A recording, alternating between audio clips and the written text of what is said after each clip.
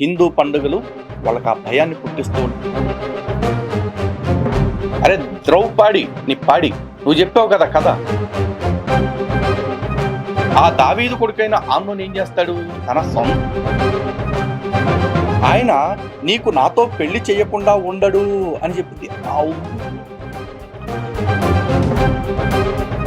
అబ్రహాము ఆదికాండంలో తన భార్య సారాయితో కలిపి. ఇప్పుడు క్రైస్తవులు ఆలోచించండి. జై శ్రీరామ్, జై గోమాత. హిందూ జనశక్తి శివశక్తి సంయుక్తంగా నిర్మించబోతున్న అదితి గోక్షేత్రం పనులు శరవేగంగా సాగుతున్నాయి. మరొక నెల లేదా నెలన్నరలో విగ్రహ ప్రతిష్ఠ కూడా పూర్తి చేసేలాగా ప్రణాళికలు చేస్తూ ఉన్నాం. అయితే గోశాల నిర్మాణం, దాంతోపాటు 5 ఆలయాల నిర్మాణం, అలాగే అక్కడి దత్తాత్రేయ స్వామివారి యొక్క విగ్రహ ప్రతిష్ఠ కూడా జరిపిస్తూ ఉన్నాం. ఇవన్నీ ఎంతటి ఖర్చుతో కూడుకున్నవో మీ అందరికీ తెలియదు కాదు. కాబట్టి హిందూ బంధువులందరూ కూడా మా పరిస్థితిని అర్థం చేసుకొని మనస్ఫూర్తిగా మన గోక్షేత్రం నిర్మాణం కోసం మీ సహాయ సహకారాలు అందిస్తారని కోరుకుంటున్నాం. గోమాత సేవకై, గోక్షేత్ర నిర్మాణానికై మీ అందరూ పెద్ద మనసుతో ముందుకు వస్తారని కోరుకుంటూ జై గోమాత, జై శ్రీరామ్.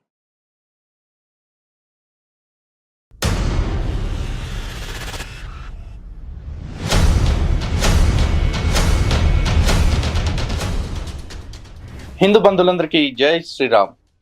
ఏదైనా హిందూ పండగ వచ్చింది అంటే ఆ రోజు విలేజెస్లో మీరు వాతావరణం చూడండి. దసరా వచ్చినా, దీపావళి వచ్చినా, సంక్రాంతి వచ్చినా, ఉగాది వచ్చినా, చివరికి రాఖీ పండుగ వచ్చినా సరే, ఆ రోజున ఆదివారం కాకపోయినా, అదేదో వారమైనా, ఇంకేదో వారమైనా సరే, ఆ రోజు మాత్రం ఉదయం నుంచి సాయంత్రం దాకా కోటాలు పెడతారు. అవసరమైతే అర్ధరాత్రుల దాకా కూడా కోటాలు పెట్టేస్తూ ఉంటారు. వాళ్ళందరినీ, అంటే ఆ క్రైస్తవులందరినీ కూడా ఉదయం నుంచి రాత్రి వరకు చర్చిల్లోనే కట్టేసి ఉంచుతారు. ఎందుకు అని ఎప్పుడైనా ఆలోచించారా? ఒక్కటే రీజన్ అండి. వాళ్ళందరూ కూడా మన హిందూ పండుగలకి పొరపాటున స్నేహం పేరుతోటో లేకపోతే అభిమానంతోటో మన హిందువుల ఇళ్లకి వచ్చేసి మన పండగల్లో పార్టిసిపేట్ చేసినా, లేదా వీధులమ్మట వెళుతూ ఉంటే ఎక్కడ మన ఆనందాలని లేకపోతే మన పండుగ వాతావరణాన్ని చూసి తిరిగి ఆ పాత క్రైస్తవ మతాన్ని చీకొట్టేసి వాళ్ళ స్వధర్మంలోకి తిరిగి వచ్చేస్తారో అన్న భయం ఈ పాస్టర్లలో నిత్యం కొట్టుమిట్టాడుతూ ఉంటుంది. అందుకోసమే అసలు వాళ్ళకి ఇటువంటి ఆలోచనే రాకుండా వాళ్ళందరినీ కూడా ఆ రోజు కోటాల్లోనూ గుడారాల్లోనూ బంధించేస్తారు. వాళ్ళకి తెలుసు వాళ్ళు తప్పుడు వాగ్దానాలతోటి, తప్పుడు ప్రచారాలతోటి, తప్పుడు మార్గాలతోటి వీళ్ళందరినీ హిందుత్వాన్ని విడిచిపెట్టేలాగా చేసి క్రైస్తవ్యంలోకి తీసుకుపోయాము అన్న విషయం. సో వాళ్ళు ఏమేమి అబద్ధాలు చెప్పారు, ఏమేమి మోసాలు చేశారు, ఇవన్నీ తెలియచెప్పటం కోసమే త్వరలో హిందూ జనశక్తి ఛానల్లో ఒక కొత్త సిరీస్ వస్తుంది. అదే ఓ క్రైస్తవ మేలుకు.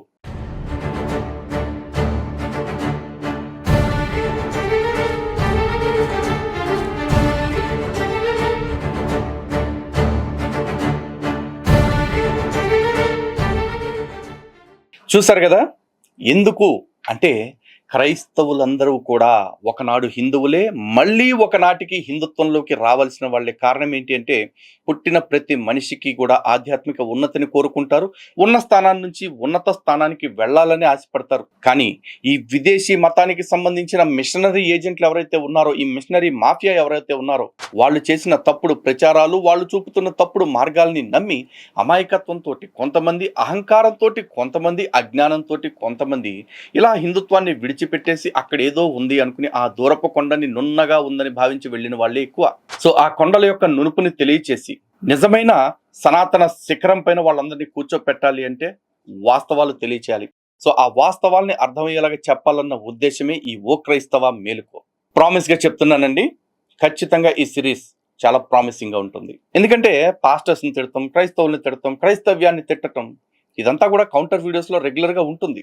అట్ ద సేమ్ టైం కళ్ళు తెరిపించాల్సిన బాధ్యత కూడా మన మీదే ఉంది. కాబట్టి వాళ్ళందరికీ ఈ విషయాలు అర్థమయ్యేలాగా చెప్పాలన్న ఉద్దేశంతో ఈ వీడియో సిరీస్ మొదలు పెట్టడం జరుగుతుంది. నిజంగా ప్రతి క్రైస్తవుడు ఈ వీడియోస్ చూడండి.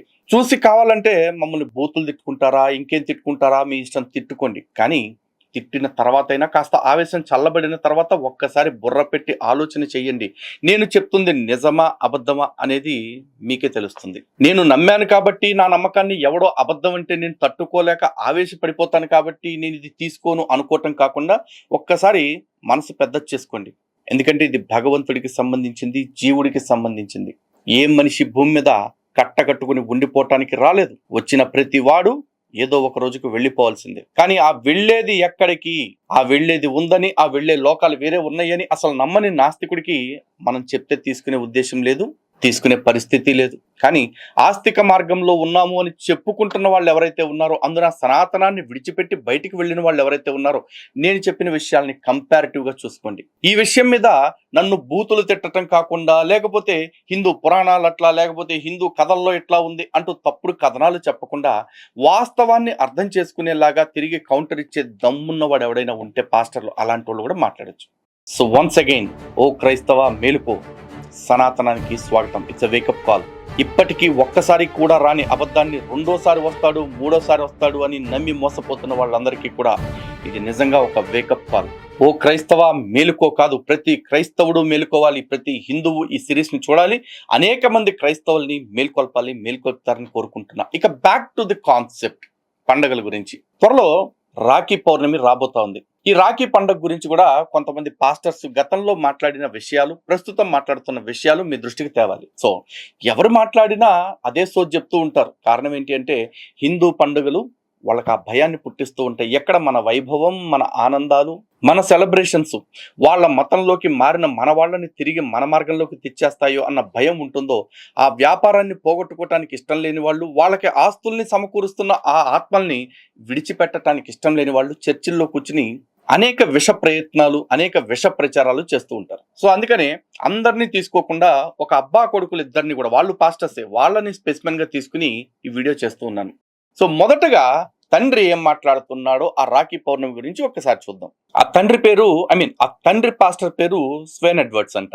వాళ్ళది హిజ్ మినిస్ట్రీస్ అని చెప్పేసి ఒక చర్చ్ ఉంది. ఆ చర్చ్ పాస్టరు తన విశ్వాసులకి ఏం చెప్తున్నాడు, నిజానికి వాళ్ళ చర్చిలో క్రైస్తవ్యానికి సంబంధించి ఏం చెప్పుకున్నా సరే, వాళ్ళు ఏ రాయితో బుర్ర బద్దలు కొట్టుకున్నా మనకు అవసరంలా, కానీ మన పండుగల గురించి అక్కడ ఎందుకు మాట్లాడుతున్నారు అది ఆలోచించండి. ఈరోజు ఏదో ఫెస్టివల్ ఉంది, ఎంతమంది కట్టించుకున్నారు? ప్రేయర్ అయిన తర్వాత కట్టించుకుంటారా? మీకు తెలుసా ఈ రాఖీ పండుగ అంటే ఏంటో? చాలా మంది అంటూ ఉన్నారు, అనుకుంటూ ఉన్నారు, ఇది అన్నా చెల్లెల మధ్య ఉండేటువంటి ఒక బంధానికి గుర్తు, దీనిలో తప్పులేదు, దేవుని నమ్మిన వారు కూడా చేయొచ్చు అని అంటూ ఉన్నారు. చేయొచ్చు, చేయకూడదు అనేటువంటి మాట నేను చెప్పడానికి ముందు దానికి సంబంధించినటువంటి అనేకమైనటువంటి పురాణాలలో కొన్ని వృత్తాంతాలు ఉన్నాయి. విష్ణువు ఉన్నాడు. విష్ణువు రాక్షస రాజు అయినటువంటి, చూసారా, వాళ్ళ గురించి యేసు మేరీ అని మాట్లాడితే మీకు మర్యాద లేదా మా దేవుళ్ళు అంటే అంటారు. మరి ఇతను విష్ణు ఉన్నాడు అంటూ ఏకవచనంతో మాట్లాడుతున్నాడు. అలా మాట్లాడొచ్చా?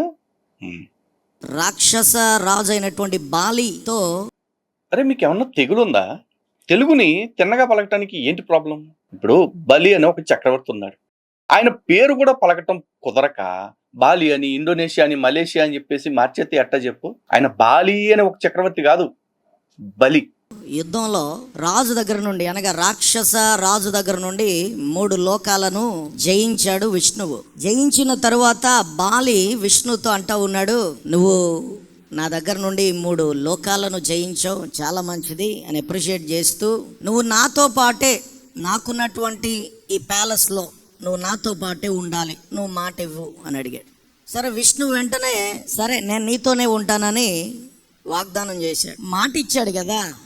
కాబట్టి రాక్షస రాజుతో పాటు దేవుడు అని పిలువబడుతున్న విష్ణువు కూడా ఒకే ప్యాలెస్ లో ఉంటా ఉన్నారు.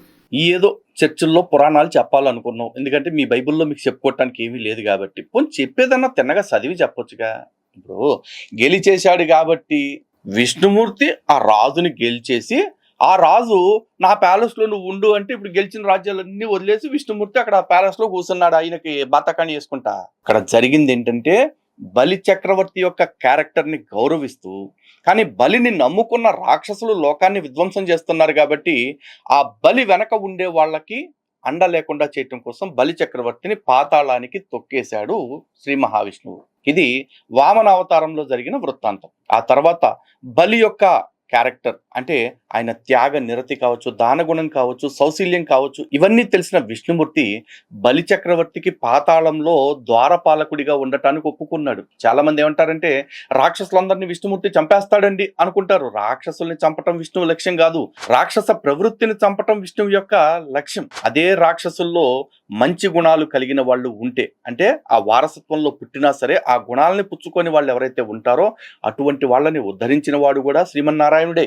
వాళ్ళలోనే ఒక ప్రహ్లాదుడైనా, ఇప్పుడు బలి చక్రవర్తి అయినా, ఆ బలి చక్రవర్తికి ద్వారపాలకుడిగా ఉండటానికి కూడా సిద్ధపడిన వాడు శ్రీ మహావిష్ణువు. కానీ ఇలాంటి పాజిటివ్ వర్షన్స్ ఏవైతే ఉంటాయో అవి వీళ్ళు చెప్పరు. వీళ్ళు ఓన్లీ విషం కక్కటం పని మీద ఉంటారు. ఎందుకంటే వీళ్ళ దేవుడికి ఇలా త్యాగం చేయటం, భక్తుడి కోసం ఆ భక్తుడి యొక్క ద్వారపాలకుడిగా ఉండే ప్రయత్నం చేయటం, ఇట్లాంటివి నచ్చో.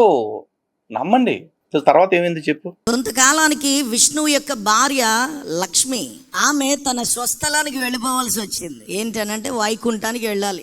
ఆమె వెళ్ళాలి అనంటే తన భర్త తనతో రావాలి. తన భర్త రావాలి అనంటే తన భర్త వాగ్దానం చేశాడు బాలికి, నేను నీతోనే ఉంటాను అని. దీనికి ఏం చేసింది లక్ష్మి అనంటే ఒక రాఖీ దారంతో చేయబడినటువంటి బ్రేస్లెట్ ఒకటి తీసుకుని వెళ్ళి బాలికి కట్టేసింది. అన్నయ్య కింద అన్నయ్యకి కట్టిన తర్వాత, బాలికి కట్టిన తర్వాత లక్ష్మి అడుగుతా ఉంది బాలిని, నేను నీకు రాఖీ కట్టాను కదా, నీవు నాకు ఒక బహుమతిని ఇవ్వాలి అని అడిగాడు. సరే చెల్లి అయిపోయిందిగా, ఏం కావాలి అని అడిగితే, నీతో వాగ్దానం చేసి నీతోనే ఉంటానని నా భర్త చెప్పాడు కదా, ఆ వాగ్దానం నుండి అతనికి విడుదలనివ్వు అని అడిగింది. అంటే ఎలాగో మరి రాఖీ కట్టింది, దానికి ప్రతిగా బహుమతినివ్వాలి. సో సరేనమ్మా నువ్వు అన్నట్లుగానే విష్ణువు తాను చేసిన వాగ్దానం నుండి విడుదల పొందాడు అని చెప్పాను అనగానే అప్పుడు లక్ష్మి విష్ణువు మరలా తిరిగి వైకుంఠానికి వెళ్ళిపోయారు. ఇందులో చాలా ఉన్నాయి ఇలాంటి కథలు. ఇట్లాంటి కథలు చాలా ఉంటాయి. ఇలాంటి ఇంకొక కథే ఇలా కొడుకు కూడా చెప్తున్నాడు. ఏనండి, క్రైస్తవులు రాఖీ కట్టవచ్చా? The answer is very simple, no. ఎందుకంటే హిందూ మిథాలజీలో మహాభారత్ టైంలో కృష్ణ శిశుపాల అనే రాజుతో యుద్ధం చేస్తున్నప్పుడు తన ఫింగర్ కట్ అయ్యి బ్లీడ్ అయిపోతుంది. ఆ టైంలో పాండవుల భార్య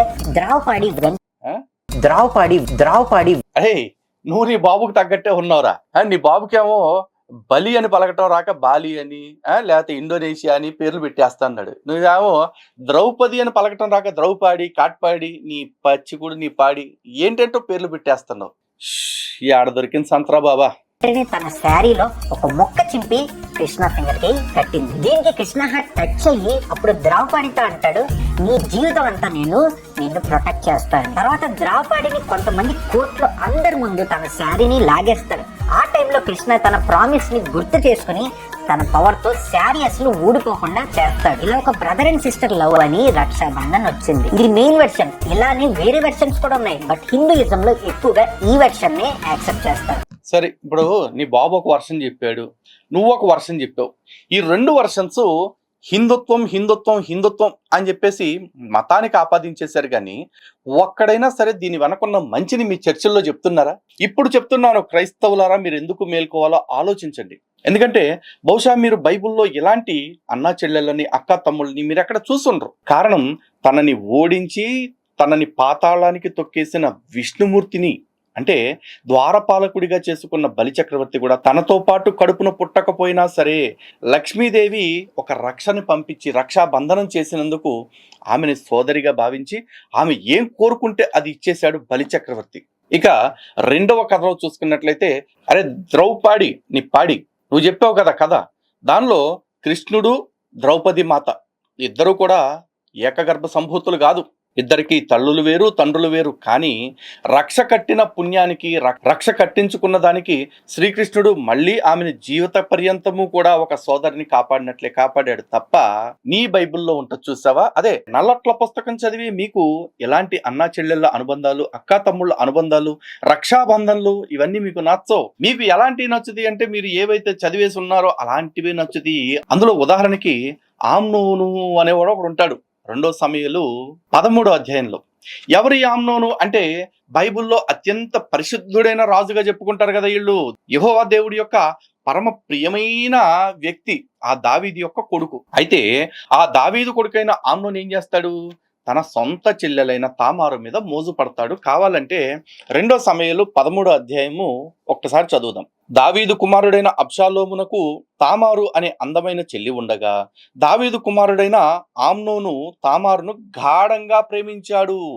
అంటే తన చెల్లెల్ని గాఢంగా ప్రేమించాడు. ఆమ్నోనుకు తన చెల్లి తామారుపై ఉన్న వ్యామోహంతో అతడు అనారోగ్యం పాలయ్యాడు. ఆమె కన్య కాబట్టి ఆమెను ఏమైనా చేయడం సాధ్యం కాదని అతనికి అనిపించింది. ఆమ్నోనుకు యోహానాదాబు అనే ఒక సలహాదారుడు ఉన్నాడు. అతడు దావీదు అన్న షిమ్యా కుమారుడు. యోహానాదాబు చాలా యుక్తిపరుడు. ఆ యోహానాదాబు ఎవడు? దావీదు యొక్క అన్న కొడుకు. అంటే వీళ్ళిద్దరూ అన్నా తమ్ముళ్ళే. అంటే తామారు వీడికి కూడా చెల్లెలే అన్నమాట. అతడు ఆమ్నోనుని చూసి, రాజకుమారుడువైన నీవు రోజు రోజుకి ఎందుకు చిక్కిపోతున్నావు? విషయమేమిటో నాకు చెప్పవా అని అడిగాడు. ఆమ్నోను అతనితో, నేను నా సోదరుడైన అబ్షాలోము చెల్లి తామారుని ప్రేమిస్తున్నాను అన్నాడు. చెప్పుకోవటానికి ఆడికి సిగ్గులేదు, చదివేవాడికి ఇంకా లేదు. అందుకు యోహానాదాబు, నీకు అనారోగ్యంగా ఉన్నట్లు నటిస్తూ మంచం మీద పడుకో. అంటే ఇప్పుడు చిక్కిపోతున్నాడు, అనారోగ్యం పాలవుతున్నాడు, ఇదంతా డమాబుస్కే. ఇప్పుడు అనారోగ్యంగా ఉన్నట్టు నటించమని యోహానాదాబు చెప్తున్నాడు. నీ తండ్రి నిన్ను చూడటానికి వచ్చినప్పుడు నా చెల్లి తామారు వచ్చి నాకు తినడానికి ఏదైనా ఇస్తే బాగుండేది. నా కళ్ళ ముందు ఆమె భోజనం సిద్ధం చేసి తన చేత్తో నాకు తినిపించనివ్వండి అని నీ తండ్రితో చెప్పు అన్నాడు. కాబట్టి తనకు అనారోగ్యంగా ఉన్నట్లు నటిస్తూ ఆమ్నోను పడుకున్నాడు. రాజు అతన్ని చూడటానికి వచ్చినప్పుడు ఆమ్నోను, నేను నా చెల్లి తామారు చేతితో తినేలా ఆమె వచ్చి నేను చూస్తుండగా నా కోసం ప్రత్యేకంగా 2 రొట్టెలు చేయమని చెప్పండి అని అడిగాడు. కాబట్టి దావీదు తామారుకు, నీ అన్న ఆమ్నోను ఇంటికి వెళ్ళి అతని కోసం భోజనం సిద్ధం చేయని ఇంట్లో ఉన్న తామారుకు కబురు పంపాడు. తామారు తన అన్న ఆమ్నోను ఇంటికి వెళ్ళింది. అతడు ఇంకా పడుకునే ఉన్నాడు. ఆమె కొంత పిండి తీసుకుని కలిపి అతడు చూస్తుండగా రొట్టెలు చేసి కాల్చింది. ఆమె ఆ రొట్టెలు వడ్డిస్తూ ఉంటే అతడు తినడానికి ఒప్పుకోలేదు. ఆమ్నోను, అందరూ బయటకు వెళ్ళండి చెప్పగానే అక్కడున్న వారందరూ బయటకు వెళ్ళిపోయారు. అప్పుడు ఆమ్నోను తామారుతో, భోజనం నా పడక గదిలోకి తెచ్చి నీ చేతితో తినిపించు అన్నాడు. తామారు తాను తయారు చేసిన రొట్టెలు తీసుకుని పడక గదిలో ఉన్న తన అన్న ఆమ్నోను దగ్గరికి వచ్చింది. ఆమె అతనికి తినడానికి భోజనం తీసుకువచ్చినప్పుడు అతడు ఆమెను పట్టుకొని, నా చెల్లి వచ్చి నాతో పడుకో అన్నాడు. ఓ, ఈ బైబిల్ నేను రాసింది అనుకునేరో కాదు. ఆమె, అన్నా వద్దు, నన్ను బలవంతం చేయవద్దు. ఇజ్రాయేలులో ఇలాంటిది చేయకూడదు. ఈ దుర్మార్గపు పని చేయవద్దు. నేను ఏమైపోతాను? ఈ అవమానాన్ని నేను ఎలా భరించగలను? ఇజ్రాయేలీలలో నీవు ఒక దుర్మార్గుడి అవుతావు. ఇక్కడ దాకా ఎపిసోడ్ చూసి చెల్లి ఎంత మంచిగా చెప్పింది. అసలు ఇలాంటి వావి వరుసలు లేని పనులు చాలా తప్పు అని ఇజ్రాయెల్ సమాజం చెప్తుంది కదా అని పుప్పులో కాలేసి ఉంటారుగా. ఇక్కడుంది అసలు విషయం. రాజుతో మాట్లాడు అంటే నాతో, ఆయన నీకు నాతో పెళ్లి చేయకుండా ఉండడు అని చెప్పింది. అందుకురా మీకు రాఖీ పండగ నచ్చట్లేదు. వీడికి సొంత చెల్లి పొడుకోవాలనిపించింది. చెల్లికేమో వీడితో పెళ్ళి అయితే చాలు, ఇట్లాంటివన్నీ చేసుకోవచ్చు అనిపించింది. అంతేగాని నువ్వు అన్నవే నేను చెల్లెల్ని ఈ పాపిచ్చి పని ఏంట్రా పనికిమాలినోడా అని చెప్పి అనలేకపోయింది అని చెప్పింది. కానీ అతడు ఆమె మాట వినకుండా ఆమెను బలవంతంగా లొంగదీసుకుని అత్యాచారం చేశాడు. ఎట్ట నచ్చుద్రా రాఖీ మీకు? ఎట్ట నచ్చుద్ది చెప్పు? ఇట్లాంటివన్నీ పెట్టుకున్నప్పుడు, ఇట్లాంటివన్నీ నచ్చుతున్నప్పుడు అబ్బో ఇదేమన్నా మొదలు అనుకుంటున్నారా? అంతకుముందు అబ్రహాం స్టోరీలో తెలుసు కదా, అబ్రహాము ఆదికాండంలో తన భార్య సారాయితో కలిపి ఒక రాజు దగ్గరికి వెళ్తాడు. ఆ రాజు దగ్గరికి వెళ్ళిపోయి, ఏమో నా పెళ్ళం కాదు నా చెల్లెలని చెప్తాడు. ఎందుకంటే మళ్ళీ దానికో మెట్ట లాజిక్కు, దిక్కుమాలిన లాజిక్కు చెప్తాడు. ఏంటంటే ఏమో నా భార్య అని తెలిస్తే ఏమో మీద ఆశతో నన్ను చంపేస్తారేమో అని. అంటే చెల్లెలని చెప్తే అప్పుడు చంపరా? ఆడదాన్ని చేసుకోవాలి అనుకున్నాడు పెళ్ళైపోయిన ఆడదంటే కాస్త కన్సిడర్ చేస్తాడా? పెళ్లి కానీ నా చెల్లెలు అంటే కన్సిడర్ చేసుకుంటాడా? కొంచెం బుర్రట్టు ఆలోచించండి. పైగా అక్కడికి వెళ్ళేటప్పటికి సారాయి వయసు ఎంతో తెలుసా? చెప్తే నవ్వుతారు. 19 అనుకుంటారేమో, కాదు 90 years. ఇప్పుడు ఆ బామ్మగారి మీద మోజుబడి ఈ అయ్యగారిని చంపేస్తారేమోనని చెప్పేసి అబ్రహాం భయపడ్డాడు. కానీ ఇక్కడ ట్విస్ట్ ఏంటంటే తర్వాత రాజుకు విషయం తెలిసి, ఏమై అబ్రహాము ఎందుకంటే దిక్మాల పని చేసావు, నీ పెళ్ళాన్ని పట్టుకుని నా చెల్లెని ఎందుకు చెప్పావు అంటే అప్పుడు అబ్రహాము బీభత్సమైన లాజిక్ చెప్తాడు. ఈమె నా తండ్రి కుమార్తెయే గాని నా తల్లి కుమార్తె కాదు. అంటే 2 భార్యలు ఉంటే 2 భార్యల్లో చెరొక వారికి పుట్టినోళ్ళు వీళ్ళు. తండ్రి ఒకడే గాని తల్లులు వేరు. కాబట్టి చెల్లెలైనా సరే పెళ్లి చేసుకున్నాను అని చెప్తాడు. అంతేనా? అసలు సృష్టి ఆదిలో మీరు చూస్తే అవ్వ ఆదం 2 ఉంటారు. ఆ 2కి 2 పిల్లలు పుడతారు. అంటే ముగ్గురు పుడతాడు, ఒకడు పోతాడు. ఇప్పుడు ఆ కయ్యేను హేబేలు అనేవాళ్ళు ఉన్నారు. మరి వాళ్ళకి పిల్లలు ఎక్కడి నుంచి దొరికారు? ఎవరిని పెళ్లి చేసుకున్నారు? అంటే మళ్ళా అవ్వ ఆదాములకు పుట్టిన సంతానంలో ఉన్న ఆడవాళ్ళు ఎవరైతే ఉన్నారో వాళ్ళే చేసుకున్నారు అంటే చెల్లెళ్ళని. కాబట్టి అన్నా చెల్లెళ్ళు వివాహం చేసుకోవటం అనే వావి వరసలు లేని వ్యవహారాలు అక్కడ చాలా కామన్ గా నడిచిపోతూ ఉంటాయి. అలాంటి వాళ్ళు ఇలాంటి ఆదర్శవంతమైన అన్నా చెల్లెళ్ళు అంటే ఉదాహరణకి లక్ష్మీదేవి బలిచక్రవర్తి సొంత అన్నా చెల్లెళ్ళు కాదు, కానీ రక్ష కట్టిన ఒకే కారణంగా సొంత చెల్లిని గౌరవించినట్లు ప్రేమించినట్లుగా భావించి ఆ చెల్లి కోరిక తీర్చడం కోసం తన భర్తకి విడుదలనిచ్చాడు బలిచక్రవర్తి. ఇక ద్రౌపది కృష్ణుడు వాళ్ళిద్దరి పేర్లు కూడా నిజానికి కృష్ణనే. ద్రౌపది అసలు పేరు కూడా కృష్ణే. తాను ఇందాక చెప్పాడు కదా రక్షరేఖ కట్టింది అని చెప్పేసి, రక్ష కట్టించుకున్న దానికి కృష్ణుడు కృతజ్ఞతగా ఆ చెల్లెలి యొక్క జీవితకాలం చెల్లెలి యొక్క యోగక్షేమాలు చూశాడు. తన మానవమానాలకి ఎక్కడ ఇబ్బంది రాకుండా చూశాడు. ఇలాంటి అన్నా చెల్లెళ్ళు అక్కా తమ్ముళ్ళు సనాతన ధర్మంలో ఇంతమంది ఉన్నారు. వాళ్ళందరినీ ఆ బంధాన్ని గుర్తు చేయడం కోసం రక్షాబంధం జరుపుకుంటుంటే దానికి మతం అనే ఘాటిని కట్టేసి క్రైస్తవులు ఎవరు జరుపుకోకూడదు అంటున్నారు. కానీ ఏదైతే ఏముంది ఇదంతా కూడా మంచే చెప్తుంది కదా. అన్న చెల్లెల పట్ల ఎటువంటి బాధ్యతతో కూడి ఉండాలి, లేదా తమ్ముడు అక్క యొక్క రక్షణ కోసం ఎలా కట్టుబడి ఉండాలి అని చెప్తుంది కదా. దీన్ని మనం ఎందుకు వ్యతిరేకించాలి? లేదు చేసుకునే వాళ్ళు జరుపుకుంటారు, మనకి ఇట్లాంటివన్నీ పడవమ్మా, మన దగ్గర అన్నా చెల్లెళ్ళు అక్కా తమ్ముళ్ళు ఎవరైనా డింగిడాలు డిసికే అని చెప్పేసి చెప్పుకుంటున్నారు కదా. ఇప్పుడు క్రైస్తవులు ఆలోచించండి, మీకు క్రైస్తవ్యం మొత్తం మీద బైబిల్ మొత్తం మీద ఇలాంటి ఆదర్శవంతమైన పండుగలు ఏమైనా ఉన్నాయా? ఇంకా చెప్పాలి అంటే ద్రౌపది శ్రీకృష్ణుడు, బలిచక్రవర్తి లక్ష్మీదేవి, విఘ్నేశ్వరుడు అశోక సుందరి లేదా సంతోషి మాత, ఇలాంటి అన్నా చెల్లెళ్ళ స్టోరీలు ఆదర్శవంతమైన అన్నా చెల్లెళ్ళ ఘట్టాలు బైబిల్లో ఏమైనా ఉంటే ఒక నలుగురు పేర్లు చెప్పండి. నలుగురు అన్నా చెల్లెళ్ళు లేదా అక్కా తమ్ముళ్ళు. అఫ్ కోర్స్ అక్కా చెల్లెళ్ళ గురించి చెప్పమంటే ఒకళ్ళిద్దరు గురించి చెప్పవచ్చులే. ఉదాహరణకి లోతు ఇద్దరు కూతుళ్ళు ఉన్నారు కదా, వాళ్ళు మంచి అండర్స్టాండింగ్ మీద ఉంటారు. వాళ్ళ నాన్నతో ఇద్దరు కలిపి పడుకోవాలనుకున్నప్పుడు ఒకరోజు తను ఒకరోజు ఇంకొక అంటే ఒకరోజు అక్క ఒకరోజు చెల్లి వాటాలు వేసుకుని మరీ చక్కగా తండ్రితో పడుకున్నారు.